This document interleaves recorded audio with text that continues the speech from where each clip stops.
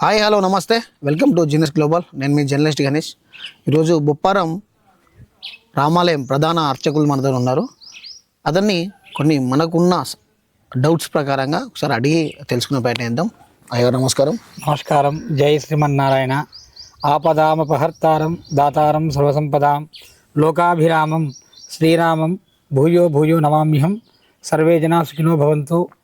ప్రజలందరికీ కూడా సీతారామచంద్ర స్వామి యొక్క మంగళాశాసనములు. మాది గ్రామం వచ్చేసి బొప్పారం, మండలం కాటారం, జిల్లా జయశంకర్ జిల్లా.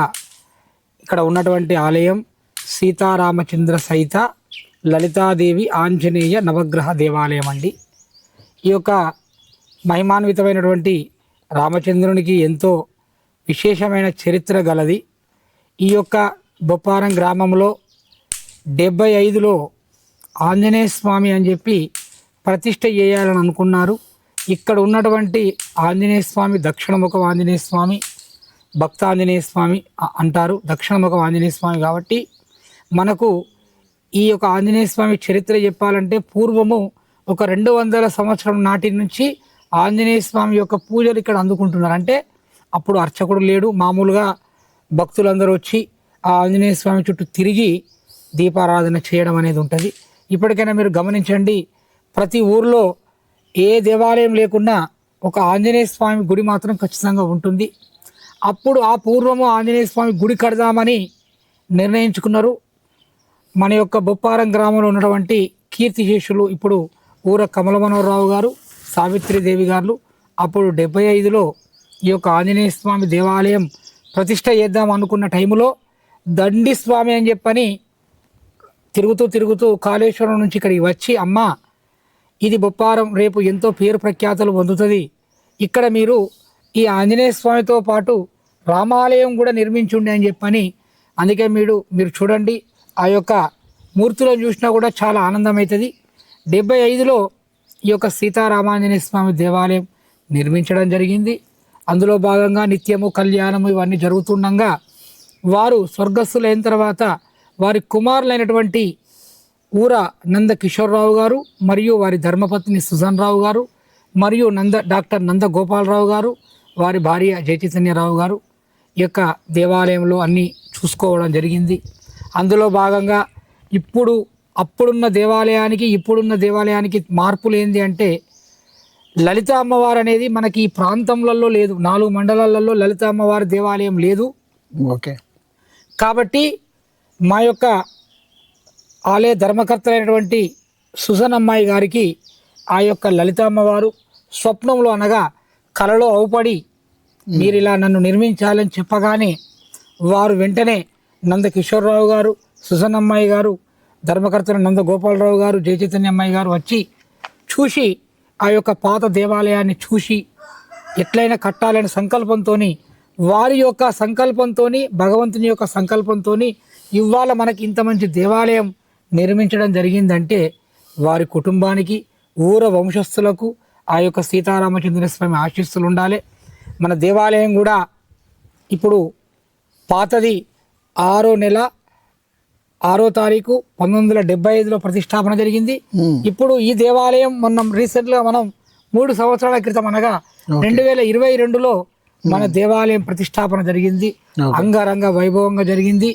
ఇక్కడ ఉన్న విశేషం ఏంటి అంటే, ఈ 4 మండలాలు తాడిచెర్ల, మహాదేవ్పూర్, ముత్తారం, కాటారం మండల ప్రజలే గాక చుట్టుపక్కల వాళ్ళు వచ్చి కూడా ఇక్కడ ఆంజనేయ స్వామికి మంగళవారం నాడు అభిషేకము, రామునికి పునర్వసు నక్షత్రానికి అభిషేకము, నవగ్రహాల పూజ చేసుకుంటారు.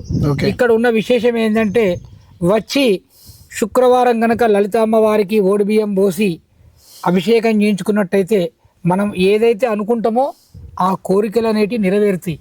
అంటే అట్లా అంటే కూడా మళ్ళీ సంశయపడతారు, అన్నీ నెరవేరుతాయి గారు అంటే మనం కూడా కొంచెం కష్టపడాలి.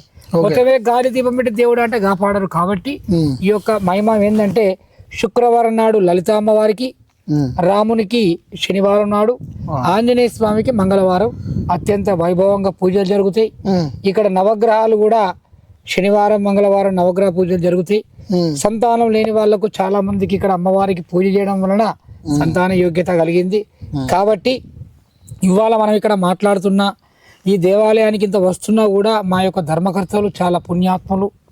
అట్లాంటి ధర్మకర్తలు ఎందుకంటే ఈ రోజులల్లా ఒక దేవాలయం చేయాలి అంటే మామూలుగా మన వంతుగా ఒక 5,000 10,000 ఇచ్చి స్వామి అని దండం పెట్టుకునే వాళ్ళు ఉన్నారు.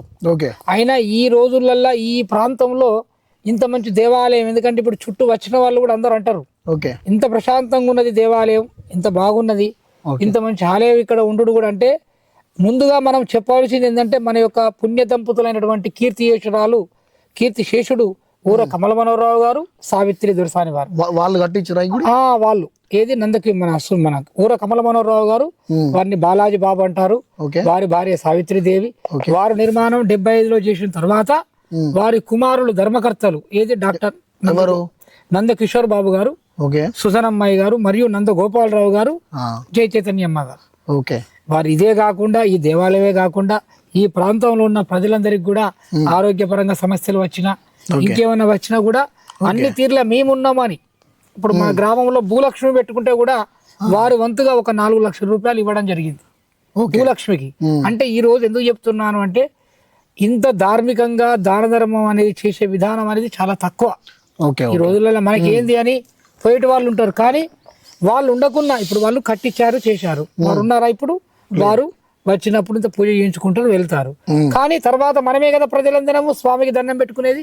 కాబట్టి ఈ ప్రాంత ప్రజలందరూ కూడా ఈ యొక్క ఆలయానికి వచ్చి తిలకించి స్వామి వారి కృపకు పాత్రలు కాగలరు. ఈ యొక్క చక్కటి అవకాశము ఆ యొక్క సీతారామచంద్ర స్వామి ఆశీస్సులు మీ అందరికి ఉండాలి, మరియు మా ధర్మకర్తలకు కూడా ఉండాలని కోరుకుంటూ జై శ్రీమన్నారాయణ. ఈ ప్రతి ఏటా ఇక్కడ సీతారాముల కళ్యాణం కూడా చేస్తారట, నిజమేనా? ప్రతి సంవత్సరం అంటే మన సనాతన ధర్మం ప్రకారం ఏంటంటే శ్రీరామ నవమి అంటారు.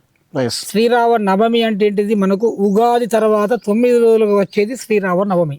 ఇప్పుడు హిందూ సాంప్రదాయ ప్రకారంగా సనాతన ధర్మంలో ఉన్నటువంటి శాస్త్రాలు ఏంది అయ్యారు అంటే, మీరు ఇంగ్లీష్ లెక్క ప్రకారంగా జనవరి, ఫిబ్రవరి, మార్చి అంటారు. మా శాస్త్ర ప్రకారం ఏంటిది? చైత్రం, వైశాఖం, జ్యేష్టం.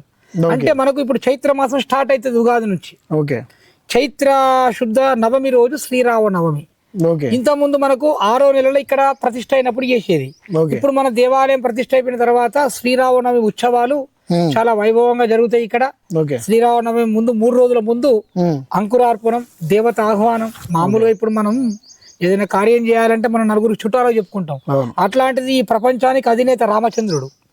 కాబట్టి తన కళ్యాణం జరగాలంటే ముందు ఎదుర్కొల్ల మహోత్సవం, అధ్యయనోత్సవాలు, సేవాకాలం ఇవన్నీ ఉంటాయి. ప్రతి శ్రీరామనవమికి కూడా చాలా వైభవంగా కళ్యాణం జరుగుతుంది ఇక్కడ. చుట్టుపక్కల ప్రాంతాల వాళ్ళందరూ వస్తారు, ఆ యొక్క తలంబ్రాలు తీసుకెళ్తారు, పొలాలలో గాని చేన్లలో గాని చల్లుకుంటారు, పెళ్లి గాని వాళ్ళ అక్షంతలు వేసుకుంటే వివాహాలు జరుగుతాయి. కాబట్టి ఇక్కడ శ్రీరామనవమి చాలా బ్రహ్మాండంగా జరుగుతుంది. అందరూ కూడా గ్రామ ప్రజలందరూ 4 మండలాల ప్రజలే గాక మా ప్రతాపగిరి, దంతాలపల్లె, శ్రీనివాసపల్లె, మా బొప్పారం, మరిపల్లి నుంచి కూడా చాలా మంది వచ్చి ఈ కళ్యాణంలో పాల్గొని తీర్థప్రసాదాలు స్వీకరించుకొని స్వామివారి కృపకు పాత్రులు అవుతారు. ప్రత్యేకంగా ఈ గుడికి ఒక చరిత్ర ఉంది అని అన్నారు. ఇక్కడ దర్శించుకుంటే అలానే ఏమైనా కోరికలు కోరుకుంటే తీరుతాయి అని చెప్పి ప్రజల మాట. తప్పకుండా అది దాని గురించి ఏంటి అంటే, మూర్తి స్వరూపం అంటే స్వామి యొక్క పవర్ అట్లాంటిది. ఈ యొక్క ఆంజనేయ స్వామి ఏంటంటే దక్షిణ ముఖం. కాబట్టి అరుదుగా దక్షిణ ముఖం దేవాలయాలు తక్కువ ఉంటాయి. అయితే ఎప్పుడు కానీ గుర్తుంచుకోండి, పూర్వం అంటే పురాతనం విగ్రహాలకు ఉన్నంత శక్తి ఇప్పుడున్న విగ్రహాలకు ఉండవు. ఎందుకంటే అప్పుడు దానికి సంబంధించిన యంత్రాలు పెడతారు. కాబట్టి ఇక్కడ మనకి ఏంది అంటే ఈ ప్రాంతంలో లేనటువంటి, ఇప్పుడు నువ్వు అడిగిన క్వశ్చన్ మంచిది, కోరికలు నెరవేరితే అయ్యగారు అన్నావు కాబట్టి, ఇక్కడ ఈ ప్రాంతంలో మనకు లలితామ్మవారి టెంపుల్ లేదు. మీరు గమనించండి, మాదేపూర్లో లేదు, తాడిచెర్లలో లేదు, కాటారంలో లేదు, మీ భూపాలపల్లిలో కూడా లలిత అమ్మవారు లేదు. అంటే ఈ ప్రాంతంలో కాళేశ్వరంలో కూడా లలిత అమ్మవారు లేదు. సరస్వతి అమ్మవారు ఉన్నారు, ముక్తేశ్వర స్వామి ఉన్నారు, తర్వాత మనకి ఇక్కడ మందలగిరి వెంకటేశ్వరరావు ఉన్నాడు. మళ్ళీ ఈ ప్రాంతంలో రామాలయం ఇక్కడ ఒక దగ్గరనే ఉంది, మళ్ళీ ఇక్కడ లేదు, మళ్ళీ మాదేపూర్ కాళేశ్వరమే లేదు. కానీ అందుకనే లలిత అమ్మవారి యొక్క కోరికలు నెరవేరుతాయి, రాముని మొక్కిన నెరవేరితే. ఇక్కడ ఉన్న ప్రాధాన్యత ఏంటంటే, చాలా మంది అంటే ఇప్పుడు నేను 20 ఏళ్ల నుంచి ఇక్కడ చేసుకుంటూ వస్తున్నా, చాలా మందికి నెరవేరినాయి, చాలా మందికి అనుకున్నాయి జరిగినాయి ఆ యొక్క స్వామి ఆశీస్సుల వలన. సరే, నేనేదో గొప్ప అని కాదు, అంతా రామచంద్రుని దయ, ఆంజనేయ స్వామి యొక్క ఆశీస్సుల వలన అందరికి అనుకున్నట్టుగా జరిగినాయి. చాలా మంది కూడా వచ్చి అయ్యగారు మాకు అనుకున్నట్టుగా జరిగిందని స్వామికి మంచి దర్శనాలు అభిషేకాలు కూడా జరుగుతాయి. ఓకే గారు, ఇప్పుడు ప్రజెంట్ చాలా వరకు మనం న్యూస్లలో అయినా కానీ రాజకీయ నాయకులు అయినా కానీ వీళ్ళందరూ చూసుకుంటా ఉంటే సనాతన ధర్మం అయితే అసలు సనాతన ధర్మం సనాతన ధర్మం అంటే ఏంది అంటే మనం ఒకటే మాట మీద ఉండడం. ఎస్. సనాతన ధర్మానికి ఫుల్ స్టాప్ అంటే ఏంటిది అయ్యగారు అంటే, హిందూగా మనం సమాజంలో వచ్చినప్పుడు ఎస్ దినచర్య ప్రకారంగా మనం చేసేటి చేయాలి. దాని ముసుగులో ఇంకోటి చేయకూడదు. అంటే అది నీకు దానం చేయబుద్ధి అయితే దానం చేయాలి అంతే. రైట్. ఖర్చు పెట్టబుద్ధి అయితే 10 రూపాయలు ఖర్చు పెట్టు. ఓకే. ఆహారం లేని వానికి అన్నం పెట్టు. నేను అది అని చెప్పి ఈ మభ్య మాటలు ఇవన్నీ ఉండయి. మనం శాస్త్ర ప్రకారంగా సనాతన ధర్మం రామచంద్రుడు ఏం చెప్పిండంటే, ఎదుటివాడు బాధపడుతున్నప్పుడు మనం ఆనందపడద్దు, ఎదుటివాడు సంతోషపడ్డప్పుడు మనం దుఃఖపడద్దు, ఎదుటివానికి మనం సహాయం చేసినప్పుడే సనాతన ధర్మం యొక్క కాపాడుకున్నట్టు అని శాస్త్రం. అంటే సనాతన ధర్మం అంటే ఏంటిది, ఏదో అని చెప్పని కాదు, అన్ని విలువలు నాగరికలు. అంటే మనం ఏ రోజు ఏం చేయాలి, ఇంట్లో పోవాలి, దేవాలయానికి పోయి పూజ చేసుకోవాలి. అట్లా అని 24 గంటలు దేవాలయం పోవాలని కాదు. అందరం ఒక ఏకగ్రీవంగా ఉండి మనం చేసే విధానాలల్లో మంచి, అంటే ఇప్పుడు మనకి ఏం జరుగుతున్నాయి, కొన్ని ఈ గొడవలు కొట్లాటలు ఇవన్నీ జరుగుతున్నాయి. అవి కాకుండా అందరు ఐక్యమత్యంగా, ఇప్పటికి మీరు చూడండి మారుమూల ప్రాంతాలలో ముస్లింలు హిందువులు చాలా సంతోషంగా ఉంటారు. అవునా కాదు?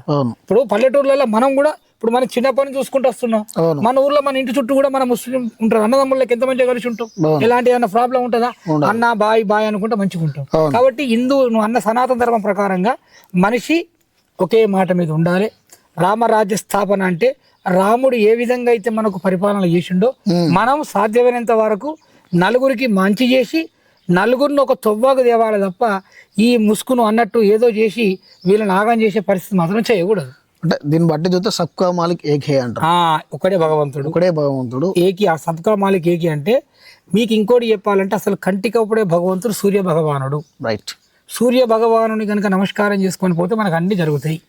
ఇలా ఎందుకు వచ్చినాయి అయ్యారు అంటే, ఇప్పుడు దశావతారాలు 10 అన్నట్టు ఒక మనిషికి ఒక మనిషి నచ్చడు ఎప్పుడు. ఒక మనిషి నచ్చినప్పుడు ఒక మనిషికి ఒక దేవుడు నచ్చడు. కాబట్టి అకారంచ బ్రహ్మ, రుకారంచ విష్ణు, మకారంచ ప్రభు, ఒక్కడే భగవంతుడు. ఈ ప్రపంచానికి కనపడేది ఒక్కడే భగవంతుడు. కాబట్టి మనం ఏం చేస్తాం, ఇప్పుడు నువ్వు ఉన్నావు, నీకు ఆంజనేయ స్వామి అంటే ఇష్టం. ఇప్పుడు అక్కడ అబ్బాయి ఉన్నాడు, సాయిబాబా అంటే ఇష్టం.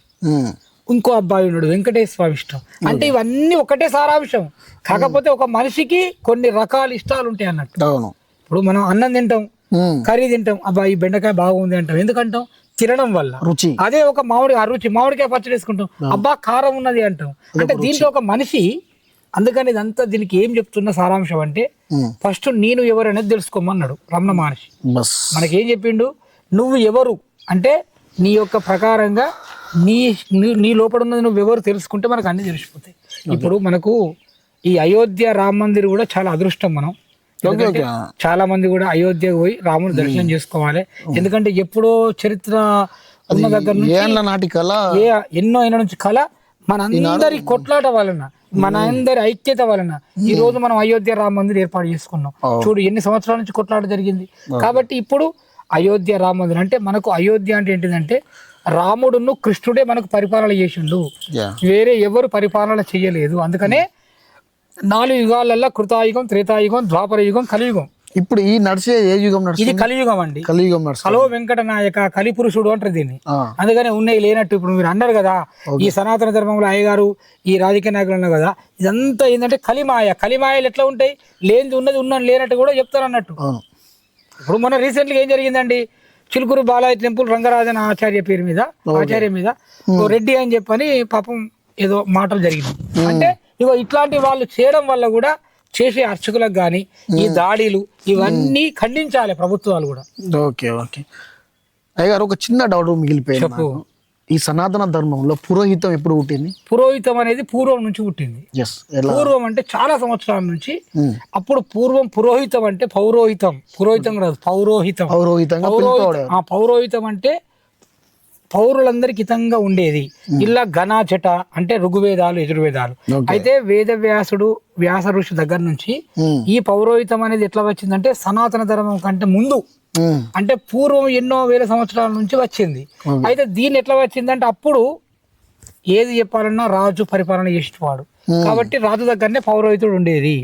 బ్రాహ్మడు అక్కడనే ఉండి గిది గిట్ల రాజా గిదికి కార్యక్రమం చేయాలి, మనం ఈ యాగం చేయాలని చెప్పేది. అప్పటి నుంచి ఈ ఆలయ పూజలు దేవాలయాలకు సంబంధించినవి పురాతన సనాతన ధర్మం ప్రకారంగా అన్ని కార్యక్రమాలు వెనకటి నుంచే మనకు జరిగేది, అప్పటి నుంచే వచ్చింది. దాంట్లో ఇప్పుడు విషయం ఏంటంటే మనకు పౌరోహితం అనేది ఇది ఇలా కూడా ఏమైతుందంటే ఇప్పుడు ఉన్న పురోహితం ఇప్పుడు అంతా గల్లీకి ఒకరు తయారైంది. అంటే అసలు పురోహితం చేయాలంటే ఎటువంటి అధికారాలు ఉండాలి? అధికారాలు అంటే శాస్త్రం తెలిసి ఉండాలి, శాస్త్రం తెలిసి ఉండాలి, ఉపనిషత్తులు రావాలి, పంచసూక్తాలు రావాలి, దాని యొక్క ప్రతిష్టత తెలవాలి. మనం ఒక మంత్రం చదువుతున్నాం అంటే దానికి అర్థం చెప్పేంత కెపాసిటీ ఉండాలి. ప్లస్ ఒకటి తను పాటించి ఎదుటి వారిని పాటించేయాలి. ఇప్పుడు అర్థమైందా? ఇప్పుడు ఏదో నేను చెప్తున్న శాస్త్రం అని కాదు, నువ్వు పాటించి ఎదుటి వారిని ఒక క్రమశిక్షణలో పెట్టు. పౌరోహితం అంటే అన్ని రావాలి, ఏదో 4 అక్షరాలు పట్టుకొని నేను చేస్తా అంటే గొప్ప కాదు. అసలు పౌరోహితం అంటే ఏంటిది? పురోహితునికి అంటే పౌరోహితుడు, అర్చకుడు అంటే అన్నిటికీ మెదిలి ఉండాలి. ప్రతి వాళ్ళు నా వాళ్ళు అనుకోవాలి, చెప్పాలి, అదే మనం చేయాలి. కానీ ఇవాళ నువ్వు అన్నట్టు అందరు చేస్తున్నారు, చాలా మంది ఎగబడుతున్నారు. దానికి ఇప్పుడు మనం ఏమంటాం? ఎందుకు నేను చేయరాదా అంటున్నా. అంటే ఇప్పుడు పబ్లిక్ లో ఉన్న మాట ఎలా ఉందంటే పురోహితం అనేది ఒక బిజినెస్ లాగా అయిపోయింది అని ఒక పబ్లిక్ మాట. దాని మీద ఏంటంటే ఇప్పుడు ఇట్లాంటి నువ్వు అన్నట్టు మధ్యలో పుట్టుకవచ్చుడు, ఎవరు పడితే వాళ్ళు చేసుడు, దాని శాస్త్రం తెలియకుంటే ఇప్పుడు జనాలు కూడా ఎట్లా ఉన్నారంటే నిజాన్ని అబద్ధం అనుకుంటున్నారు, అబద్ధాన్ని నిజం అనుకుంటుంది. మెయిన్ ఇక్కడ పోతున్నదంటే తెలిసి మనం బోర్ల పడడం. తెలిసి ఇప్పుడు నీకు సింపుల్ గా చెప్తా, అయ్యగారు నాకు గ్రాచారం మంచి లేదని నువ్వు వచ్చినావు, నేనేం చేయాలి? బాబు నీ గ్రాచారం ఉగాది దాకా బాగలేదని చెప్పాలి. లేదు నువ్వు ఇప్పుడే బయటికి వెళ్ళకు అంటే నువ్వు ఏమంటావు? క్వశ్చన్ ఇస్తావు, అయ్యగారు ఎందుకు వెళ్ళావు అన్నావు. బండి ప్రమాదం అంటావు, బండి ప్రమాదం నాకు కాలేదు కదా అంటావు. అంటే నీ జాతక రీత్య ప్రకారంగా జాతకం అనేది వేరు, పౌరోహితం వేరు, నడిచే దినచర్య వేరు. నీ జాతకానికి ప్రకారంగా పోట్రాయి తలిగి కింద పడి ఊరచ్చుబాటు లేదంటే నడుతుందా? నడవది. కాబట్టి నీ కర్మకు గత జన్మ సంస్కారం ఈ జన్మలను అనుభవించక తప్పదు. ఎన్ని చేసినా అయితే ఇప్పుడు ప్రజెంట్ జాతకాలను చూసుకుంటే జాతకాలు మారితే జీవితాలు మారుతాయా? జాతకాలు మారినా జీతకాలు మారినా జాతకం అనేది కరెక్ట్ కనుక డేట్ ఆఫ్ బర్త్ ఉంటే కొన్ని దానికి ఉంటాయి. అంటే ఇప్పుడు జాతకాన్ని చూసుకున్నట్టయితే ఇప్పుడు ఒకరి జాతకం ఇంకొకరు రాస్తారు కదా, ఆ రాస్తారు అంటే మనకు ఇప్పుడు నువ్వు మంచి క్వశ్చన్ వేసినావు. అయితే మన కాల పరిమాణం ప్రకారంగా ఒక పంచాంగాన్ని తిథి వార నక్షత్ర యోగ కరణంలో కలిస్తే పంచాంగం అంటే 5. చూడు, తిథి వారము నక్షత్రము యోగము కరణము, ఈ 5 కలిస్తే మనం పంచాంగాన్ని తయారు చేస్తాం. అంటే పూర్వం మాకన్నా మొదలు ఋషులు పీఠాధిపతులు పంచాంగాన్ని కర్త అంటే రచిస్తారు, తిథులు గడియలు. ఆ ప్రకారంగా నువ్వు పుట్టినటువంటి టైం ప్రకారంగా నీకు ఒక జన్మనామం అనేది ఏర్పడుతుంది. దానితోనే నీ జాతకం మారుతుంది. ఎట్లా మారుతుంది? దాన్ని నువ్వు చేసుకునే విధానాన్ని బట్టి అప్పుడు ఎట్లా చెప్పగలుగుతాడు అయ్యగారు అంటే, అయ్యగారు ఏదో దేవుని కొడుకు కాదు, ఈ ప్రపంచం అంతా కాదు, మనం మానవులం మాత్రమే. ఈ మానవ రూపకంగా ఏం చేస్తాం? ఆ గ్రహాలను అనుకూలంగా పెట్టుకొని, బాబు నీకు ఇప్పుడు సూర్య మార్గదర్శనం నడుస్తున్నది, ఒక 6 సంవత్సరాలు నీకు ఇలా ఉంటది అంటే మనకు దశల ఆధారంగా నవగ్రహాలను మనం అంటాం కదా, సూర్యుడు, చంద్రుడు, అంగారకుడు, బుధుడు, బృహస్పతి, గురు, శుక్రుడు, శని, 9 గ్రహాలను బట్టి మన జాతకం మారుతూ ఉంటది. అంటే ఇప్పుడు శని బాగా లేకపోయింది అనుకో, కొన్ని మనకు వ్యవహారికంగా ఇబ్బందులు అవుతాయి. దాన్ని బట్టి చెప్తారు తప్ప జాతకం శని బ్రాహ్మణుడు అని ఏం లేదు. మన ఇంకొక చిన్న డౌట్ అయ్యారు, శాస్త్రంతో దేవుణ్ణి మెప్పించచ్చు అని? శాస్త్రంతో కాదు, మంత్రంతో మెప్పియాలి. మంత్రాధీనంతో. అయితే భక్తి, ఇప్పుడు నువ్వు అన్నదానికి చెప్తా, భక్తి గొప్పదా శక్తి గొప్పదా? అలాగే శక్తిని గొప్పదా కాదు, భక్తి గొప్పదా అంట. నేను శక్తి ఏమున్నది? మనం తయారు చేయ భక్తితోని భగవంతుని పారవశ్యం చేసుకోవచ్చు. నువ్వు అడిగిన క్వశ్చన్ శక్తికి భక్తికి తేడా ఏంటి? భక్తికి శక్తి కంటే, శక్తి అంటే నువ్వు చదివి దాన్ని అన్ని చేయడం, భక్తి అంటే నీ మనస్ఫూర్తిగా స్వామి నిశ్చలమైనటువంటి నీ మనసుతోని మొక్కడం.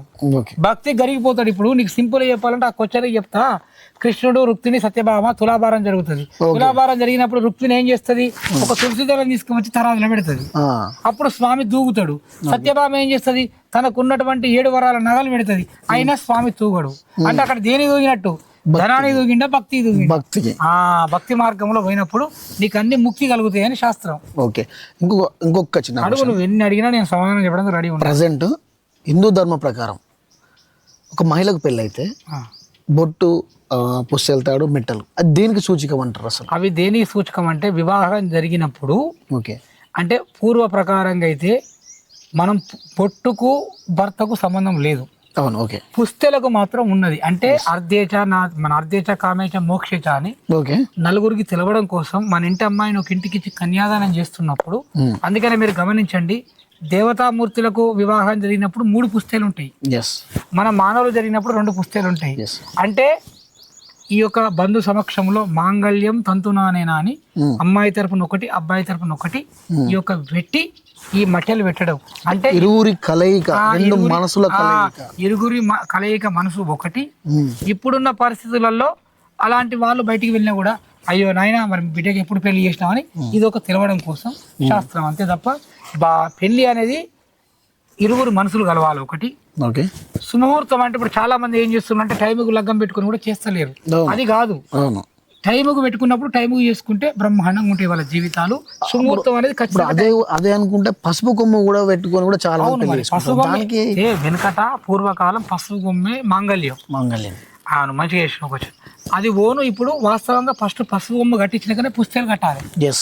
ఇప్పుడున్న ప్రకారంగా రివర్స్ పుస్తలే కడుతున్నాం, పసుపు కొమ్మ చేతికి కడుతున్నాం. అందరు అట్లా అయిండ్రు. ఒక నేనే అయ్యగారని కాదు, ప్రపంచంలో అయ్యగారు అట్లా అయిపోయింది. ఎవరిని ఏమంటాం, అందరు మేము గొప్ప అంటున్నారు. ఇప్పుడు కొన్ని పెళ్లిళ్ళలో చూసుకుంటే క్యాండిడేట్ ఒక పేరు ఉంటుంది. సో జాతకరీత్యా పేరు మారుస్తారు.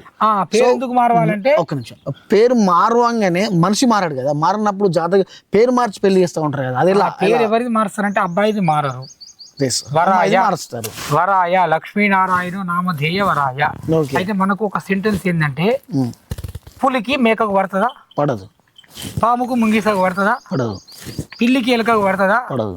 కాబట్టి ఆ సారాంశంగా పంచాంగంలో ఇంతకుముందు చెప్పినాం కదా మనం, పంచాంగంలో గుణాలు, గుణమేల చక్రము, రాశి, కూటమి ఉంటుంది.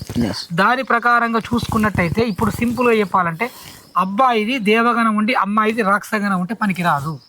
రాక్షసగణం అంటే ఏంటి? రాక్షసగణం అంటే రాక్షసుడికి సంబంధించింది, క్రోధం. దేవగణం అంటే దేవునికి సంబంధించింది. మనకు గుణాలు ఉంటాయి, 6 గుణాలు ఉంటాయి. దాంట్లో మంచి గుణం దాన్ని మనం చెప్తాం అన్నట్టు. పంచాంగంలో మనకు రాసి ఉంటాయి ఇది గుణాలు. దాన్ని బట్టి ఏం చేస్తాం, మరి అమ్మాయి పేరు మారవాలని చెప్పని అప్పుడు అమ్మాయి పేరు మారవడం జరుగుతుంది. అమ్మాయి పేరు నువ్వన్న క్వశ్చన్ ఏమి ఇచ్చినావు, అమ్మాయి పేరు మారడం వలన జాతకం మారుతుంది అంటే, ఈ పేరు మారవడం వలన వేరే రాశి అవుతుంది.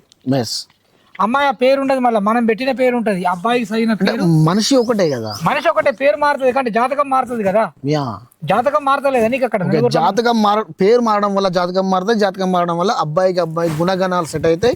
అక్కడ పెళ్లి చేయడానికి శాస్త్రం, అదంతా శాస్త్రం ఒప్పుకున్న ప్రకారంగా మనం చేస్తాం. అది చేసేంత వరకే మన బాధ్యత. నువ్వు అడిగిన దానికి నేను చెప్తా. ఇప్పుడు మనం ఒక మంచి పని చేయాలనుకున్నప్పుడు కొన్ని ఇబ్బందులు వెంబడి పడతాయి. అది ధైర్యంగా ముందుకు పోయినప్పుడు మనం ఏదైనా సాధించగలుగుతాం. మనం పెళ్లి చేస్తున్నాం, తర్వాత వాళ్ళు మంచిగా ఉండాలి ఉండకపోవడం అనేది వాళ్ళు నిశ్చయించుకోవాలి. ఒకరికొకరు ఏకాభిప్రాయం అయి మనదే కదా అని ఆలోచించుకున్నప్పుడు ఏ సమస్యలు రావు. ఓకే, దీన్ని మనం ఒక 10 నిమిషాలు మనం పక్కన పెట్టుకుంటే, ఇప్పుడు గ్రామ దేవతలు ఉంటారు కదా, ఇది ఊరు కొలుపులు కోస్తా ఉంటారు, దానికి ఎందుకు కొలుస్తారా అసలు? గ్రామ దేవతలు అంటే ప్రపంచంలో మనల్ని కాపాడుతారు 5. ఎవరెవరు? భూలక్ష్మి, మహాలక్ష్మి, బొడ్రాయి, హనుమాన్లు, పోచమ్మ. రైట్. ఇంతకుముందు చెప్పిన కదా నీకు. ప్రతి ఊర్లో హనుమంతులు లేని ఊరు ఉండదు. అవును. పోచమ్మ లేని ఊరు ఉండదు. ఉంటదా? ఉండదు. గ్రామ దేవత అంటే ఏంటిది? మన సాంప్రదాయ ప్రకారంగా బొడ్రాయి, గ్రామ శిల అంటే మన పుట్టుకకు అన్నిటికీ ఒక శాస్త్రం అది. ఓకే. శివుడు అన్నట్టు. రైట్. భూలక్ష్మి ఇప్పుడు పోచమ్మ శివుని బిడ్డనా? అది అలా రాకండి. పోచమ్మ అనేది శివుని బిడ్డే. పోచమ్మ అంటే ఏంటిది? ఊర్లు కాపాడే దేవత, గ్రామ దేవత. గ్రామ పొలిమేరలు ఉంటాయి. హనుమాన్లు ఎందుకు ఉంటాడు? మనకు దేవుడు ఉన్నది ఎంత నిజమో దుష్ట శక్తులు ఉన్నది అంత నిజం. వెనుకటి నుంచి ఉన్నది మనకి శాస్త్రం. అంటే ఈ దుష్ట శక్తులకు రక్షకుడు, దానికి సంబంధించిన అన్నిటికీ మూల ఆధారం ఎవరంటే హనుమంతుడు అంటారు. పంచముఖ హనుమంతుడు. ఎందుకంటే హనుమంతునికి ఉన్నంత శక్తి ఎవరికి ఉండదు. కాబట్టి మనం నాయన జ్వరం వచ్చిందంటే పోయి ఆంజనేయ స్వామి మొక్కుపోబిడ్డ. ఎందుకంటే మనకి హాస్పిటల్ పోయినామా? పోలేదు. దేవుడా స్వామి అని మొక్కి చుట్టూ తిరిగి జ్వరం పోయేది. కాబట్టి మనల్ని గ్రామాన్ని కాపాడేది పోచమ్మ. బయట కాపాలు ఉంటే ఆంజనేయ స్వామి ఊర్లో కాపాడతాడు. గ్రామ దేవతలు అంటే బొడ్రాయి, భూలక్ష్మి, మహాలక్ష్మి. భూలక్ష్మి అంటే పంటకు. అంటే దాని సనాతన ధర్మం ప్రకారం ఏంది అయ్యారు అంటే, మన ఇంట్లో ఒక పెళ్లి అయింది అనుకో, పోచమ్మ దగ్గర మనం బట్టలు పెడతాం. ఇప్పటికి పెడతాం. ఎందుకు పెట్టాలి? ఆ క్వశ్చన్ ఏంటంటే, మనం వివాహం చేసుకుంటున్నాం కాబట్టి స్వామి నీ యొక్క ఆశీర్వాదం కావాలని మనం పెడతాం. కాబట్టి ఈ యొక్క బొడ్రాయికి, గ్రామశిలకు ఏంది అంటే ప్రతిష్టాపన చేసుకున్న తర్వాత యంత్రాలు పెట్టినాక పంబాల వాళ్ళు వచ్చి దానికి పొలిమేర కట్టడం, ఊరు మన అర్థం చేసుకోవడం, ఇవన్నీ కార్యక్రమాలు. ఇప్పుడు ఈ భూమాతకు, ఈ పోషమ్మకు, లక్ష్మీదేవరకు వీళ్ళకి ఏమన్నా సంబంధం? ఇప్పుడు లక్ష్మీదేవరకు భూమాతకు ఏం సంబంధం ఉండదు. లక్ష్మీదేవర అనేది అదొక సంబంధించిన దేవత, భూలక్ష్మి అనేది గ్రామ దేవత. మనం ఈ దేవతలలో నీళ్ళు విలువాలంటే మన ఇష్టం ఉంటే పిలుచుకోవచ్చు, లేకపోతే లేదు, అది మన ఇష్టానుసారం. ఓకే. ఇంకోటి అయ్య గారు, ఇప్పుడు లేటెస్ట్ ఇప్పుడు ట్రెండ్ ఏంటంటే మంత్రగాళ్ళు. ఇది నిజంగా వాళ్ళకు మంత్రగాళ్ళకు నిజంగా శక్తులు ఉంటాయా? ఒక నిమ్మకాయ పెట్టి మోసం అది చేసి కోడిని కోస్తే నిజంగా శక్తులు వస్తాయి? దానికి దారం కడతారు, నిమ్మకాయకు ఇట్లా పైకి ఎక్కుతారు. అంటే ఇప్పుడు మూడు అట్లా కాదు, నువ్వు అన్నదానికి ఇప్పుడు నిమ్మకాయ ఇట్లా లేస్తా అంటున్నావు. నిమ్మకాయలు వేస్తాను నేను అనట్లేదు. ఇప్పుడు 3 బజార్లు ఉంటాయా? 3 బజార్లకి ఆడ ఓడు నిమ్మకాయ పెట్టి పెట్టి ఏది కోడిని కోసి చేస్తే ఫలాను ఒక పేరు మీద చేస్తే వాడు నాశనం అయిపోతాడు అని చెప్పి ఒక ఆలోచన ఉంటది. అది నిజమేనా అసలు? అది నిజంగా మనిషికి అంత శక్తి ఉన్నదా? ఫేక్, అది ఫేక్ అండి. ఫేకా? Fake, 100% fake. మరి చాలా మంది మంత్రాలు ఉన్నాయి నమ్ముతారు. మంత్రాలు ఉన్నాయని చెప్పి దేవతల దగ్గరికి పోయి చేస్తా అంటారు. అయితే మంత్రాలు వేరు, దేవతలు వేరు, శక్తి వేరు. ఓకే. ఫస్ట్ అనుమానాన్ని పొడగొట్టుకోవాలి మానవుడు. మెయిన్ నువ్వు అన్నదానికి ఇప్పుడు కోడి పెడతారు అయ్య గారు, గుడ్లు పెడతారు అయ్య గారు, తెల్లన్నం ఎర్రన్నం పెడతారు. నువ్వు అడిగిన క్వశ్చన్ మంచిది బాబు. అయితే ఫస్ట్ నీ అనుమానం పొడగొట్టుకోవాలి. ఏది కాదు అంటే ఏది కాదు. కొన్ని చెప్తారు, నీకేం చెప్పిన ఇంతకుముందే, నీకు దానం చేయబోద్దు అయితే నలుగురికి అన్నం పెట్టు, పుణ్యం దక్కుతుంది. నలుగురికి బట్టలు కొని పుణ్యం దక్కుతుంది. ఈ నిమ్మకాయలు ఇప్పుడు, ఈ కోడి పిల్లలు ఇప్పుడు అంతా ఉత్తదే. మొత్తానికైతే అది ఎట్లాంటి ప్రభావం చూపెట్టది. అది మొత్తానికైతే ఒక భ్రమలు ఉన్నామండి మనం. ఓకే. మానవుడు భ్రమ.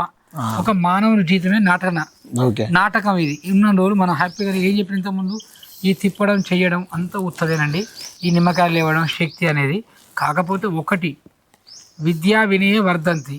చదువుకున్నవాడు జ్ఞాని అవుతాడు, చదువు లేనివాడు జ్ఞాని కాడు. శాస్త్రం తెలిసిన వాడు జ్ఞాని. ఇప్పుడు అందుకని మనం ఏం చెప్తాం, మొత్తం తెలియని వాంతోనే పెట్టుకోవాలి, లేకపోతే తెలిసిన అటు ఇటు కాని వాంతో మనం పెట్టుకోగలుగుతామా? పెట్టుకోలేము. అయితే ఇప్పుడున్న ఈ కలియుగం నీకు ఫస్టే చెప్పిన కలి మహత్యము అన్న. కలియుగం కలి మహత్యం. మనం ఒకటి ఇప్పుడు ఇక్కడ ఈ రౌతుకు మొక్కి బొట్టు పెడితే ఊరంతా తండొకతండ కడతారు. దేవుడు అంటారు. అది దేవుడా కాదు, ఇటుక. దానికి పసుపు వేసి ఇప్పుడు నువ్వు వీడియో తీ పెట్టు, బొప్పారంలో దేవుడు వెలిసిండంటే కొన్ని 100 మందికి వచ్చి ఏంటి అంటారు. అంటే ఇట్లాంటి సమాజంలో ఉన్నాం మనం. ఇంకా ఏది నిజం ఏది అబద్ధం? ఇప్పుడు ఇదే చూసుకున్నట్టయితే ఇప్పుడు దైవం పేరు చెప్పి చాలా మంది ఆశ్రమాలు స్టార్ట్ చేసి దొంగ బాబాలు వస్తాయి. అవన్నీ వస్తే కూడా అసలు ఆ బాబాలకు నిజమైన శక్తి ఉంటుందా? కొంతమంది బాబాలు నోట్ల నుంచి శివలింగం తీయడాలు, కొంతమంది నీ పేరు చెప్పేవాళ్ళు, ఊరు చెప్పడాలు, అవన్నీ చెప్తా ఉన్నారు. నిజంగా వాళ్ళకి శక్తులు ఉన్నాయి అసలు? అవన్నీ చెప్తే మరి తన అక్కడ ఎందుకు ఉంటాడు? అది తనన్నీ చెప్పినప్పుడు ఏమన్నా అయితే అలాంటప్పుడు ఇప్పుడు అన్ని శక్తులు లేనప్పుడు శక్తులు ఉన్నప్పుడు అడగాలి. ఇప్పుడు జనరల్ గా ఏదో ఒకటి లేని ఏదో ఒకటి రాదు. ఇప్పుడు నువ్వు అన్నకు వచ్చానుకు కొన్ని రోజుల క్రితం, ఒక 2 నెలలు ఏడాది క్రితం ఒక దగ్గర నరసింహస్వామి అని వచ్చింది. ఉన్నదా ఇప్పుడు? లేదు. చాలా మంది లైన్ కట్టింది. ఎక్కడికి? ఇక్కడ ఎవరు అది నరసింహస్వామి అని చెప్పి పిల్లవాడు చెప్తున్నాడు అని చెప్పి వచ్చింది. అదేమన్నా ఉన్నది ఇప్పుడు? లేదు. అంటే ప్రజెంట్ వినండి, కొన్ని పీఠాలకు ఇప్పుడు రామానుజం వారు ఉన్నారు, వారి కొన్ని పీఠాలు ఇంకా చిరస్మరణీయంగా ఉన్నాయి. ఆది శంకరాచార్యులు ఉన్నాడు, తను స్థాపించిన పీఠాలు ఉన్నాయి. అంటే వాళ్ళకు ఒక చరిత్ర ఉన్నది. ఉదాహరణకు అర్థమైంది నీకు? ఇప్పుడు శ్రీరంగం పోదాం, తిరుపతి పోదాం, హైదరాబాద్ పోదాం, విజయవాడ పోదాం. అంటే వైష్ణవ సంప్రదాయానికి సంబంధించింది రామానుజ వారు, పెద్ద జీయర్ స్వామి వారు స్థాపించినటువంటి మఠాలు ఇంకా ఉన్నాయి, వెలుగులా అభివృద్ధి చెందుతున్నాయి. ఆదిశంకరాచార్యులు స్థాపించిన పీఠాలు కూడా ఉన్నాయి, శ్రీశైలం కానీ కంచి కానీ ఉన్నాయి. అంటే ఇవి శాస్త్రధర్మంగా. అంటే మీరు అన్న క్వశ్చన్కి ఏంటంటే ఈ దొంగ స్వాములు ఏబట్టి ఈ ఆశ్రమాలు ఏర్పడుతున్నాయి అన్నవు కాబట్టి చెప్తున్నా, అవి ఎక్కువ రోజులు నిలువై. శాస్త్రం ఉండి అన్ని పద్ధతిగా నడిచేటి ఎక్కువ రోజులు ఉంటాయి. ఈ మోసపూరితమైన మాటలు చెప్పి నువ్వు అన్న మీరు దొంగ బాబాలు అన్నట్టుగా ఇవన్నీ మనం క్రియేటివ్ చేస్తే అవి ఎక్కువ రోజులు ఉంటాయి, తొందరలో పటాపంచలు అయిపోతాయి. ఏది ఎప్పుడు ఎక్కువ రోజులు ఉండదండి. ఎప్పుడు కానీ గుర్తుంచుకోండి, నిజం నిర్భయంగా బయటికి పోతుంది, అబద్ధం తొందర వ్యాప్తిస్తుంది, నిజం లేట్ అవుతుంది. అబద్ధానికి ఉన్నంత అట్రాక్షన్ నిజానికి లేదు ఇప్పుడు. అందుకే కలిమాయా అన్న నేను ఫస్ట్. అంటే ఉన్నది లేనట్టుగా లేదు ఉన్నట్టుగా చెప్పే తండాలుగా పోయి కాలు మొక్కుతున్నారు.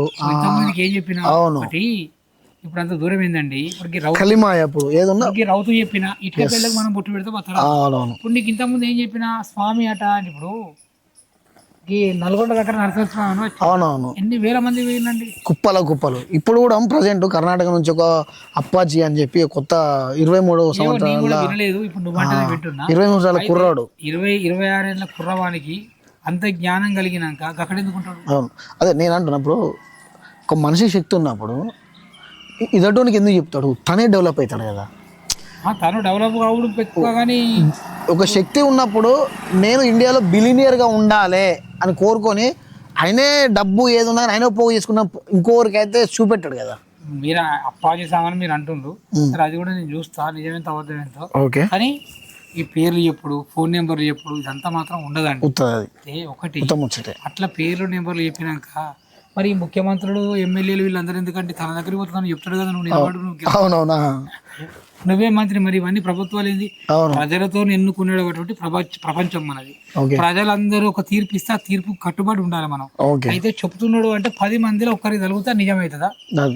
అందరికి చెప్ప ఇప్పుడు అట్లే ఉన్నది. ఇప్పుడు ఒక్కడికి ఏదైనా చెప్పాలంటే తండోపతండాలకు పోయే పరిస్థితులు ఉన్నది.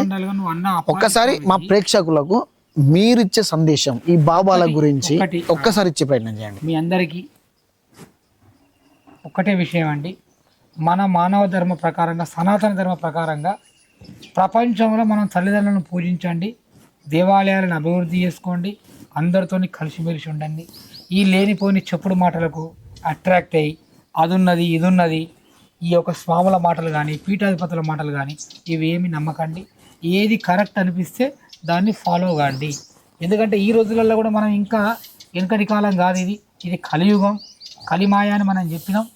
మనం ఏది చేయాలన్నా సంకల్ప బలం గట్టిగా ఉంటే అన్నీ నెరవేరుతాయి. మానవుని యొక్క లక్షణం ఏంటి అంటే మనం ఏ పని చేయాలన్నా సంకల్ప బలం గట్టిగా ఉండాలి. తెల్లవారు లేచి జన్మనిచ్చిన తల్లిదండ్రులను పూజించండి, దేవుని దండం పెట్టుకోండి, మీ పనికి మీరు వెళ్ళండి, తప్పకుండా మీకు శుభం కలుగుతుంది. తప్ప ఈ లేనిపోని మాటలు లేనిపోని నమ్మకండి.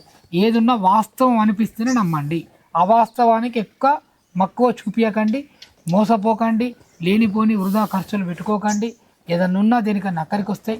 మంచి జీవన విధానంగా మన సాంప్రదాయ ప్రకారం మనకు చేసేటువంటి వ్యవసాయ పనులు ఏ కుల వృత్తుల వాళ్ళు ఆ పనులు చేసుకోండి. తప్పకుండా మళ్ళీ ఉగాది రోజు కలుద్దాం. మనం ఉగాది 30వ తారీఖు అవుతున్నది, 9వ తారీఖు శ్రీరామనవమి అవుతున్నది. అందుకనే ఇంగ్లీష్ లెక్క ప్రకారంగా జనవరి కాదండి, మనకు చైత్ర మాసంలో వచ్చే ఉగాది. కాబట్టి ఈ యొక్క వచ్చి ఇంటర్వ్యూ చేసినందుకు కూడా ఆ యొక్క సీతారామచంద్ర స్వామి ఆశీస్సులు అందరికి ఉండాలి. మా గ్రామ ప్రజలందరికీ కూడా మరియు 4 మండలాల ప్రజలకు ఆ యొక్క సీతారామచంద్ర స్వామి, లలితాదేవి, ఆంజనేయ స్వామి ఆశీస్సులు ఉండాలని కోరుకుంటూ జై శ్రీమన్నారాయణ, లోకాభిరామం, శ్రీరామం, భూయో భూయో నమామ్యహం. ఓకే, చూసారు కదా ఈరోజు రామాలయం ప్రధాన అర్చకులతోటి మనం కొన్ని మనకు తెలిసిన విధంగా అయితే మీకు తెలిపే ప్రయత్నం చేశాను. సో ఇంకేదైనా ఉంటే మళ్ళీ ఒకసారి కండక్ట్ చేసి ఈ దొంగ బాబాల గురించి ప్రత్యేకంగా కొన్ని బాబాల గురించి మళ్ళీ ఒక ఇంటర్వ్యూలో మనకు చెప్పే విధంగా అయితే చూస్తుండండి. అంతవరకు నమస్తే.